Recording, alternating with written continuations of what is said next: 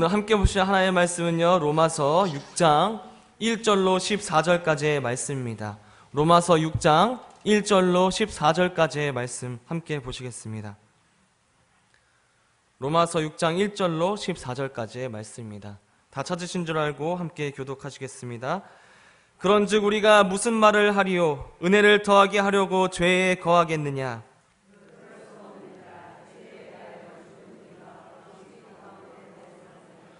무릇 그리스도 예수와 합하여 세례를 받은 우리는 그의 죽으심과 합하여 세례를 받은 줄을 알지 못하느냐?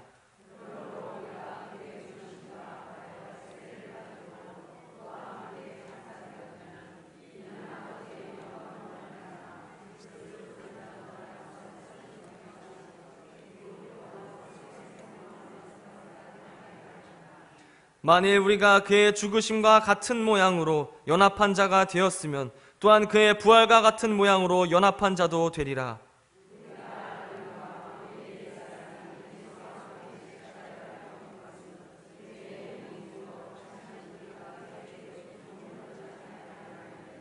이는 죽은 자가 죄에서 벗어나 의롭다 하심을 얻었음이라.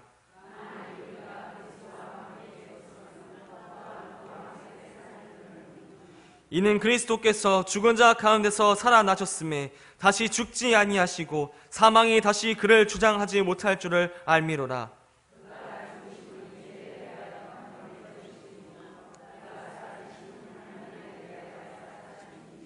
이와 같이 너희도 너희 자신을 죄에 대하여는 죽은 자요 그리스도 예수 안에서 하나님께 대하여는 살아있는 자로 여길지어다.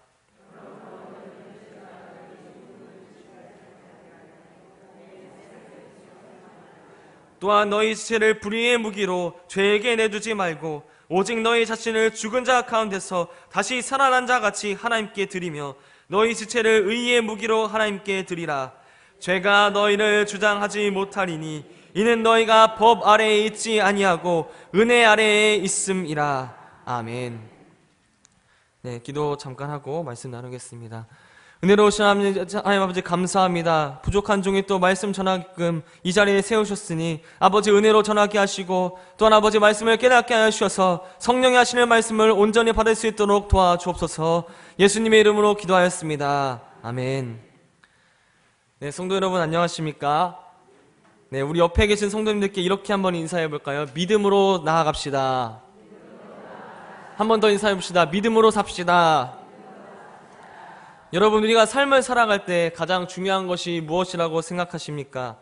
아직 30대 초반 그리고 31의 어린 나이에 우리 연세가 있으신 성도님들 앞에서 제가 삶을 논한다니 조금은 서툴러 보이고 삶에 대해서 얼마나 안다고 이야기를 하시나 그렇게 생각하실지도 모르겠습니다. 그러나 우리가 함께 보고 있는 오늘의 말씀은요, 성경이 우리의 삶을 어떻게 바라보고 있는가, 이것에 대해서 너무나도 정확하게 말씀하고 있습니다. 그렇기에 저는 담대히 오늘의 말씀을 전하려고 합니다. 가장 먼저 설교를 시작하기에 앞서서 우리 사진을 한 장 보기를 원하는데요. 네, 이 사진은요, 미국의 유명한 소설가인 스콧 피츠제럴드라는 소설가가 있습니다. 이 소설가가 쓴 위대한 개츠비라는 그런 소설이 있습니다. 책을 좀 읽어보신 분들은 좀 아실지도 모르겠는데 이 개츠비를 영화로 만든 작품 가운데 한 장면입니다. 이 주인공인 개츠비는요, 상류 사회를 갈망하는 아주 야망가인 사람입니다. 태생이 귀족이나 금수저, 요즘 말하는 돈을 많이 갖고 태어난 그런 사람이 아니었기 때문에 항상 상류 사람들이 하는 그것들, 그리고 그 사는 동네에서 살기를 갈망했던 사람입니다. 그러나 태생이 아니기 때문에 상류 사람들이 그 사는 동네에서 어떻게 살지를 못하고 그것을 살지 못하는 만큼 야망을 가지고 살아갑니다. 자신의 재산으로 매일매일 파티를 내면서 자신이 마치 상류 사람들이 마냥 그렇게 행동을 합니다. 그런 그가 상류 지역과 하층민들이 사는 곳을 왔다 갔다 하면서 그가 하는 모든 행동들과 생각들을 지켜보는 것이 있었습니다. 한글로 번역된 책에서는요, 이 안경에 대해서 이렇게 말하고 있습니다. T.J. 에클버그 의사의 거대한 눈이 지켜보고 있었다. 주인공인 개츠비가 잿더미와 같은 곳으로 내려와서 그의 욕망과 마음속 깊숙이 존재하는 것들을 표출하고자 할 때마다 항상 이 눈이 그를 내려다보면서 집요하고 끈질기게 바라보고 있었습니다. 전통적으로 이 에클버그 박사, 에클버그 의사의 눈은요, 모든 것을 내려다보고 지켜보시고 알고 계시는 하나님, 절대적인 존재에 대한 시선을 작가가 소설 가운데 써내려갔습니다. 사랑하는 성도 여러분, 여러분은 여러분의 삶을 무엇을 통해 바라보고 계십니까? 혹시라도 세상적인 눈으로 여러분의 삶을 바라보면서 아무 희망도 없고 그저 죽기를 기다리는 무의미하고 소용없는 삶으로 바라보고 계시지는 않습니까? 혹여나 번쩍번쩍이고 겉으로 보기에는 너무나도 탐이 나고 멋져 보이는 삶을 사는 사람이라 할지라도 그 사람을 바라보시는 하나님의 마음은 다를 수가 있다는 것을 기억하시기 바랍니다. 오늘의 본문인 로마서에서는요, 그렇다면 믿음을 가진 우리가 우리의 삶을 어떻게 바라보아야 하는가를 말씀하고 있습니다. 우리 먼저 본문 말씀 로마서 6장 1절로 4절까지 함께 읽어보시겠습니다. 그런즉 우리가 무슨 말을 하리요? 은혜를 더하게 하려고 죄에 거하겠느냐? 그럴 수 없느니라. 죄에 대하여 죽은 우리가 어찌 그 가운데 더 살리요? 무릇 그리스도 예수와 합하여 세례를 받은 우리는 그의 죽으심과 합하여서 세례를 받은 줄을 알지 못하느냐?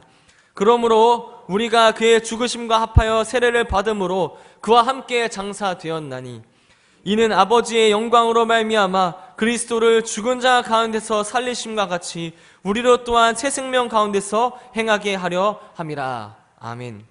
바울이 말합니다. 우리가 그런즉 무슨 말을 하겠습니까? 은혜가 넘치기 위해서 우리가 죄를 계속하겠습니까? 그렇게 되지 않기를 바랍니다.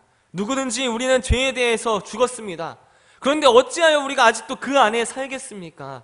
여러분은 그것을 모르십니까? 우리 중 많은 이들이 예수 그리스도 안에서 세례를 받았는데 그런 우리가 그의 죽으심으로 말미암아 세례를 받은 것을, 그러므로 우리가 그의 죽으심을 세례 받아서 그와 함께 묻혔습니다. 이는 그리스도께서 죽은 자들 가운데로부터 그의 아버지의 영광을 통해서 다시 사신 것과 같이 그런즉 우리도 새로운 생명 안에서 살도록 하기 위함입니다. 본문인 로마서는요, 사도 바울이 로마에서 신앙생활을 하고 있는 로마교회 성도들을 향해서 쓴 편지입니다.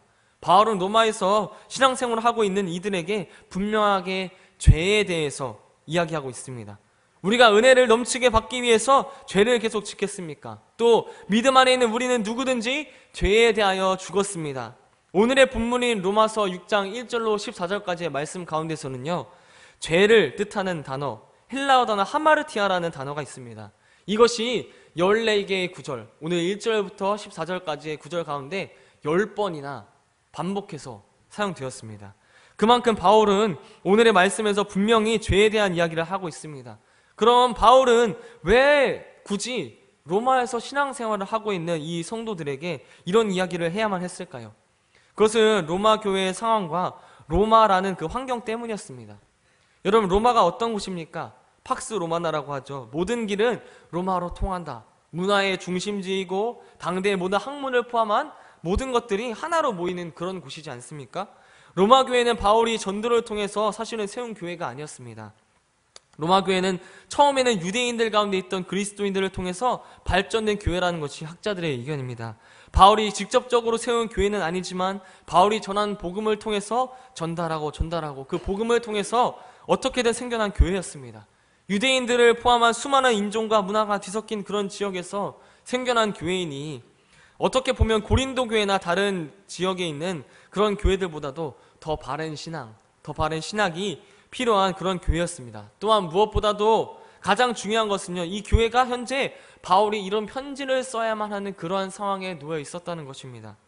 로마 황제의 명령으로서 로마에 거주하던 유대 그리스도인들은 이주하게 되었고, 아마도 이방인들이 주축이 되어 커가던 로마 교회에 시간이 흘러서 다시금 돌아온 이 유대 그리스도인들이 이방인이 주축이 되어버린 이 교회 가운데 혼합이 되면서 서로가 충돌이 되는 가운데 있어서 여러 가지 문제가 생길 수 있었던 것 같습니다. 아마도 이전부터 율법과 계명 가운데 있었던 유대인 출신의 그리스도인들보다도 더 많은 죄악 가운데 있었을 수도 있습니다. 그렇기에 바울은요, 10번이나 죄에 대해서 이야기하고 있는 것입니다. 그러나 우리가 주목해봐야 할 것은요, 바로 우리가 이 죄에 대해서 어떠한 상태에 있는가, 이것을 우리가 생각해 보아야 합니다. 바울이 말합니다. 우리가 그런즉 무슨 말을 하겠습니까? 은혜가 넘치기 위해서 우리가 죄를 계속하겠습니까? 그렇게 되지 않기를 바랍니다.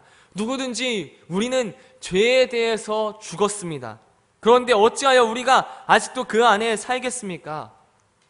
바울은요, 본문인 6장에 앞서서 5장에서는 죄가 한 사람으로 말미암아 왕노릇하게 되었다, 한 사람으로 말미암아 사망이 들어오게 되었으나 이와 같은 이치로 한 사람으로 말미암아 우리가 모두 구원을 받게 되었다는 사실을 말합니다. 그렇기 때문에 죄가 많을수록 은혜가 넘친다, 죄인은 은혜로 구원받았기 때문에 예수 그리스도를 통해 은혜가 넘쳐난다고 말하고 있습니다. 그런데 바울은요, 이렇게 말합니다. 그렇다고 해서 우리가 은혜를 넘치게 받기 위해서 죄를 계속 지켰습니까? 우리는 어떻게 해요? 죄에 대하여서 죽었습니다. 그렇다면 여러분, 우리가 어떻게 죄에 대해서 죽었습니까? 어떤 의미에서, 어떤 과정으로 죽게 된 것입니까? 여러분, 여러분이 죄에 대해서 죽은 자라는 사실을 무엇을 통해서 확신하고 계시냐는 것입니다. 막연하게 죄사함을 받았다라고만 생각하고 계시지는 않습니까? 본문 4절 말씀 다시 한번 읽어보기를 원합니다. 그러므로 우리가 주의 죽으심과 합하여 세례를 받음으로 그와 함께 장사되었나니 이는 아버지의 영광으로 말미암아 그리스도를 죽은 자 가운데서 살리심과 같이 우리로 또한 새 생명 가운데서 행하게 하려 함이라. 아멘. 바울이 말합니다. 그러므로 우리가 그의 죽으심을 세례 받아서 그와 함께 묻혔습니다. 이는 그리스도께서 죽은 자들 가운데로부터 그의 아버지의 영광을 통해 다시 사신 것과 같이 그런즉 우리도 새로운 생명 안에서 살도록 하시기 위함입니다. 우리가 그와 함께 죽었습니다. 우리가 세례받음은 그의 죽으심으로 세례를 받은 것입니다. 그를 믿는 자로서 그와 함께 못 박혔으며 그와 함께 장사, 땅 속에 묻혔습니다. 우리가 죄에 대하여서 죽었다는 사실은 단순히 우리가 죄사함을 받았다가 아니라 예수께서 우리 때문에 십자가에 달려 죽으시고 장사되신 바와 같이 우리의 몸된 죄악이 그 십자가에 못 박혔으며 또한 땅에 장사되었다는 말입니다.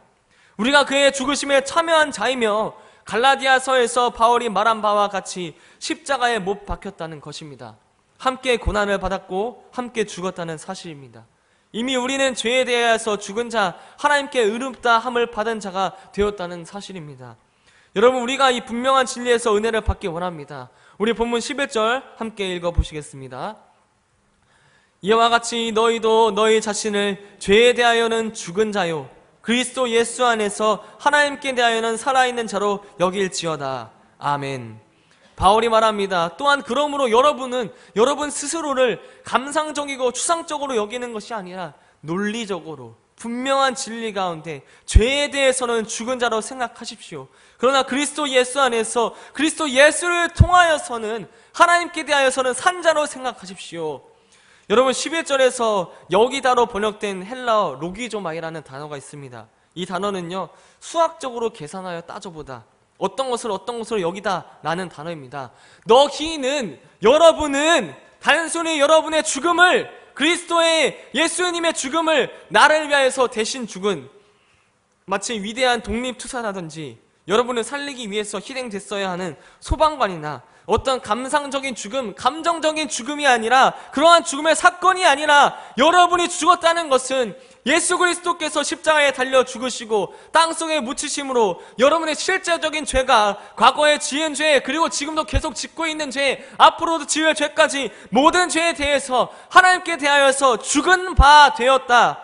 평생 동안 죄를 짓고 살면서 하나님께 대해서 심판받아 마땅할 그런 죽어야 할 죄인이 예수 그리스도와 연합함으로 그의 의로운 옷을 입어서 의로운 자라 칭함받는 은혜를 받게 되었다는 것입니다. 여러분요, 이것은요, 어떤 감상적이고 문학적이고 추상적이고 정말 그러한 개념이 아닙니다. 우리가 상상적으로 머릿속에 존재하는 그런 뜬구름 같은 것이 아니라 바울이 항상 이야기하는 바와 같이 우리가 피부로 맞대며 싸워 나가야 하는 너무나도 분명한 현실적인 죽음이라는 말입니다. 여러분, 이것이 우리에게 얼마나 큰 은혜가 되는지 모릅니다. 생각을 한번 해보십시오. 만약에 우리가 죄에 대하여서 죽은 것이 말로만 죽었다, 혹은 우리의 상상이나 개념적인, 그렇게 칩시다, 그냥 그렇다고 하고 넘어가야 하는 것이라면 언제든지 그것이 변할 수가 있습니다. 그런데 여러분, 이런 여러분의 칭이라면, 이런 여러분의 죄에 대한 죽이라면 어떻게 그것이 분명하다 말할 수 있겠습니까? 어떻게 그것을 여러분의 일평생의 믿음이라, 어떻게 여러분의 인생을 걸고 한평생 동안 살아갈 수 있는 그러한 여러분의 중심이라 생각할 수 있겠습니까? 그것을 어떻게 믿음이라 말할 수 있겠느냐 말입니다. 그것은 믿음이 아니라 세뇌요, 그것은 믿음이 아니라 눈속임이요, 믿음이 아니라 그저 덮어두는 것입니다. 그런데 여러분, 데살로니가 전서 2장 13절 말씀 함께 보시겠습니다. 이러므로 우리가 하나님께 끊임없이 감사함은 너희가 우리에게 들은 바 하나님의 말씀을 받을 때에 사람의 말로 받지 아니하고 하나님의 말씀으로 받음이니 진실로 그러하도다.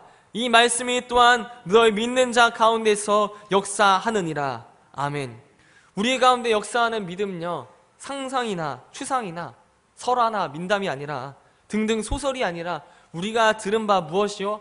하나님의 말씀을 받음으로, 사람들의 말로 받지 아니하고 하나님의 말씀으로 받은 것입니다. 우리가 들은 바 그 말씀이 우리 가운데 역사하고 계시다는 말입니다. 여러분, 믿음을요, 너무 추상적인 것으로 생각하지 마십시오. 여러분의 믿음을 마치 너무나도 완벽하고 우리가 어떻게 바라보아야 할 것, 너무나도 아름다운 것으로만 생각하지 마십시오. 우리가 죽어야 했던 십자가, 그 처절한 형벌을 예수 그리스도께서 당하셨다는 것, 그리고 그분의 묻히심과 같이 우리도 장사되었다는 사실 또한 우리가 믿어야 하는 것입니다. 예수 그리스도께서 죽으심으로 우리의 죄가 하나님 앞에 못 박혔고, 하나님 앞에서 죽으심은 그의 죄 지은 자가 장사된 바와 같이 되었다는 것입니다.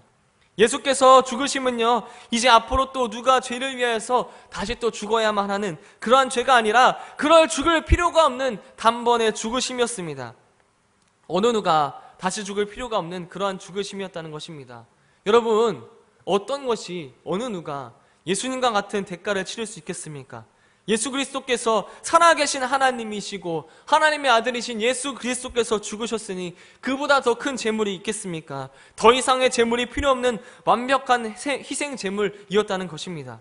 그러나 여러분, 이 가운데 더 큰 소망이 있으니 그것은 예수님의 죽으심, 그 가운데 연합한 자는요, 그가 다시 사신 것과 같이 다시 살아난다는 사실입니다. 우리 본문 5절 말씀 함께 읽어보겠습니다. 만일 우리가 그의 죽으심과 같은 모양으로 연합한 자가 되었으면 또한 그의 부활과 같은 모양으로 연합한 자도 되리라. 아멘. 만일에 우리가 그의 죽으심 가운데 연합하였다면, 심겨졌다면, 믿음으로 하나가 되었다면 예수님의 부활 가운데서도 그와 같이 될 것입니다. 또한 본문 8절 말씀, 만일 우리가 그리스도와 함께 죽었으면 또한 그와 함께 살 줄을 믿노니. 아멘. 여러분, 부활은요, 죽음의 권세에서 벗어나는 것입니다. 예수께서 죽음을 이기시고 부활하셨듯이 이제 예수의 죽으심에 심겨져서 하나 된 자들은요, 의롭다함을 받음으로 죄에 대해서는 죽은 자요, 하나님께 대하여서는 다시 살아난 자와 같이 되었다는 것입니다. 여러분, 우리가 앞서 보았던 우리의 죽으심에 대한 분명한 진리와 같이 이 부활도 같다는 사실이 여러분에게 은혜가 되기를 바랍니다. 여러분, 본문 11절 말씀 다시 한번 읽어보겠습니다. 이와 같이 너희도 너희 자신을 죄에 대하여는 죽은 자요 그리스도 예수 안에서 하나님께 대하여는 살아있는 자로 여길지어다. 아멘. 앞서 언급했었던 여기다, 이 헬라어 로기조마이라는 동사가요, 바로 이 부활에 관한 사실도 함께 연결된 동사입니다. 우리가 죽었다는 사실뿐만 아니라 부활한다는 그 사실도 추상적이고 감상적으로 받아들일 것이 아니라 분명하고 확고한 진리로 받아들이라는 말씀입니다. 이와 같이 여러분의 부활도 분명하고 확고한 진리임을 믿으시기 바랍니다. 여러분, 제가 저희 교회 교역자로 오고 나서 장례를 상당히 많이 다녔던 것 같습니다. 제가 장례를 몇 번 다니고 나니 제 마음속에 그러한 의문이 들었습니다. 하나님은 왜 가장 어린 나에게, 아직 심요셉 전도사가 전도사로 사역하기 이전이었으니 제가 아직 가장 어린 교역자로서 왜 가장 어르신들이 많은 곳으로 보내신 것일까? 어째서 어떻게 보면 살 날이 가장 많은, 아직도 많은 나에게 이러한 광경들을, 죽음들을 목도하게 하시는 것일까? 그렇게 고민하고 있을 때 다른 한 가지 의문이 되게 되었습니다. 그것은요, 바로 부활에 대한 소망이었습니다. 하관 예배 때 항상 하게 되는 부활에 관한 말씀, 고린도전서 말씀을 제가 설교할 때마다, 서울로 돌아올 때마다 제 속에는요, 그런 의문이 들었습니다. 내가 부활을 설교하면서 내 속에 정말 부활에 관한 확신이 있는가? 부활이 진짜로 소망이 되는가? 부활이 진실로 내 삶 가운데 영향력을 미치고 있는가 하는 의문이었습니다. 여러분도 한번 생각해 보십시오. 막연하게, 정말 너무나도 막연하게 그냥 언젠가 죽으면 부활을 기다리다가 예수님 다시 오실 때 나도 부활하겠지 라는 그런 정말 너무나도 어찌 보면 잡히지는 않을 것 같은 그러한 소망을 갖고 있었는지 말입니다. 여러분, 부활은요 그런 것이 아닙니다. 다시 한번 말합니다. 바울이 말합니다. 여러분 스스로를 죄에 대해서는 죽은 자로, 그러나 하나님께 대하여는 예수 그리스도 안에서 예수 그리스도를 통해서 살아있는 자로 여기십시오. 여러분, 여기다는 말은요, 아까 말씀드렸다시피 그냥 그렇게 치자는 말이 아니라 논리적으로 수학적으로 따져보라는 말입니다. 여러분의 부활이 바로 그러한 것이라는 말입니다. 추상적으로 상상으로 그저 하늘 어딘가 그런 것이 아니라 여러분의 삶을 붙들고 나아갈, 끝내 들어갈 가나안 땅과 같이 싸워서 이겨 들어가 영광 가운데 거할 여러분의 본향, 처소라는 확고한 소망 가운데 살아가시길 바랍니다. 여러분, 그러나 이러한 우리의 믿음의 여정 가운데서는요, 항상 우리를 걸어 넘어지게 하는 여러한 장애가 있으니, 특별히 오늘 바울은요, 우리의 몸이 가진 정욕에 대해서 말합니다. 이미 우리가 죄에 대해서는 죽은 자, 하나님께 대하여 산 자가 되었으니 죄가 이끄는 대로 그 욕망에 굴복해서 다시금 죄가 다스리지 못하게 하십시오. 로마서 3장 23절 말씀, 모든 사람이 죄를 범하였음에 하나님의 영광에 이르지 못하더니, 아멘. 죄인은 하나님의 영광에 이르지 못하고, 또한 오늘 같은 본문인 로마서 6장 23절 말씀을 한번 다시 보십시오. 죄의 삭은 사망이요 하나님의 은사는 그리스도 예수 우리 주 안에는 영생이니라. 아멘. 죄의 삭은, 대가는 사망이기에 죄를 짓는, 죄를 양산해내는, 죄를 생산해내는, 틈만 나면 죄만 짓는, 죄를 찍어내는 우리는요, 우리의 몸을 그러한 죽음을 양산하는 무기, 죽음을 편만하게 하는 불의의 무기, 여러분, 무기가 무엇입니까? 사망을 생산해내는 도구가 아닙니까? 사람들을 죽이고 사망을 이끌어내는 그러한 도구가 아닙니까? 그러한 도구로서 자신을 내어주지 말고 영광스럽고 거룩한 예수 그리스도의 복음, 그 생명을 구원하는 귀한 일에 전하는 생명의 일에 예수 그리스도로 말미암는 칭의, 그 죄에서 자유함을 얻도록 만드는 그 귀한 일에 여러분을 기꺼이 드리십시오. 여러분, 마지막 이 말씀만 드리고 오늘의 말씀을 마치도록 하겠습니다. 여러분, 본문 4절 말씀 다시 한번 읽어보겠습니다. 그러므로 우리가 그의 죽으심과 합하여 세례를 받음으로 그와 함께하여 장사되었나니 이는 아버지의 영광으로 말미암아 그리스도를 죽은 자 가운데서 살리심과 같이 우리로 또한 새 생명 가운데서 행하게 하려 함이라. 아멘. 여러분, 주께서는 감히 주님이심에도 피조물인 우리를 위해서 죽으셔서 그 죽으심과 합하여 의롭다 칭하여 주시고, 뿐만이 아니라 그 귀한 살아나심에 심겨져서 다시 살아나게 하심, 우리로 하여금 생명 가운데 행하도록 하시도록 그렇게 하셨습니다. 여러분, 아까 보셨던 그 개츠비의 안경, 개츠비 안에 있던 욕망과 그의 행동을, 모든 행동을 꿰뚫어 보았던 그 에클버거 박사의 눈처럼 여러분의 삶이 마치 하나님 앞에서 죄로 가득해서 심판받아 마땅할 비참한 것으로 바라보지 마시고, 오늘 하나님께서 말씀하셨던 것처럼, 바울의 말을 통해서 우리에게 말씀하신 것처럼 주께서 생명을 주셔서 구원하신 귀한 삶으로 여기시기를 바랍니다. 여러분, 그런 귀한 삶으로 여기면서 바울이 오늘 마지막 구절 14절에서 밝힌 바와 같이 내가 은혜 아래에 있음을 기억하고서 다시 죄로 돌아가지 않고 믿음으로 분명한 소망 가운데 분명한 의지로 나아가는 귀한 하나님의 사람들이 되시기를 마음을 다해서 축복합니다. 기도하겠습니다. 하나님, 감사합니다. 아버지, 우리가 주님의 십자가를 통해서 죽으심으로 세례받아 장사된 바 되었습니다. 아버지, 우리의 죽으심을 묻혀주시고 그렇게 장사된 바 되어서 의롭다 칭어주시고, 또한 아버지 주님의 부활 가운데 또한 심겨져서 다시 살아난 자와 같이 그렇게 살게 하시니 더욱더 감사합니다. 우리가 주께서 구원하심으로 그 허락하신 새로운 생명으로 나아갈 때에 아버지 주님의 귀한 복음을 전하는 주의 복음의 일꾼으로 살게 하여 주시옵소서. 아버지, 죽음 가운데 죽음이 주님을 주장하지 못하는 바울의 그 말씀처럼 아버지, 우리가 우리 가운데 정말 죽음을 이기고 살아나신 예수 그리스도를 전파하면서 그 소망 가운데 분명한 의지로 살게 하여 주시옵소서. 주님 붙들고 나아갑니다. 아버지, 의지하며 나아갈 때 아버지 붙들어 주시옵소서. 예수 그리스도의 이름으로 기도하였습니다. 아멘.